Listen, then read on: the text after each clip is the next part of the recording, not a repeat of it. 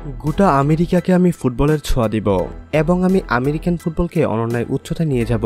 Match শেষে সংবাদ সম্মেলনে কি বললেন মেসি, বিস্তারিত জানুন ভিডিও জুড়ে।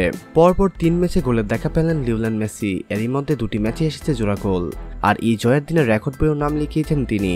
এবার মৌসুমে MLS এর সর্বোচ্চ গোলদাতা এখন মেসি। 7 ম্যাচ খেলে গোলের সংখ্যা 9তে নিয়ে গেছেন তিনি। নিজের খেলা 7 ম্যাচে 6টিতে গোল পেয়েছেন মেসি। এর মধ্যে জোড়া গোল করেছেন 3 ম্যাচে। এই জয়ে মেসির মতো মিয়ামির শীর্ষস্থানটাও আরও সংশোধিত হয়েছে। 11 ম্যাচে 21 পয়েন্ট নিয়ে চূড়ায় আছে তারা। রেফারির ম্যাচ শুরু বাঁশি বাজানো শেষ না হতেই গোল উদযাপনে মাতে স্বাগতিক ইংল্যান্ড। সেই গোল সত্যিতে 32 মিনিট পর্যন্ত অপেক্ষা করতে হয়। রবার্ট টেইলরের পাস থেকে দলকে সমতায় ফেরান মেসি। এক সমতায় প্রথমার্ধ শেষ করা হয় মিয়ামির। 67 মিনিটে আবারও দলকে এগিয়ে দেন মেসি। বুকেটসের পাশে বল পেয়ে শটে বল জালে জড়ান তিনি। তাদের রেকর্ডও নাম লেখান মেসি। মিয়ামির অন্য 2টি গোলেও জড়িয়ে আছে মেসির নাম। 88 মিনিটে ইন্টার মিয়ামির পেয়েছেন তাদের 4র্থ গোল। লুইস সুয়ারেজের করা সেই গোলটি দুর্দান্ত এক পাস থেকেই। এর আগে 83 মিনিটে বেঞ্জামিন ক্রিস্টিয়ানো যে গোলটি করেছেন সেটিতেও জড়িয়ে আছে মেসির নাম। তাই তো ম্যাচ শেষে মেসি বলেন, গোটা আমেরিকাকে আমি ফুটবলে জড়িয়ে দিব।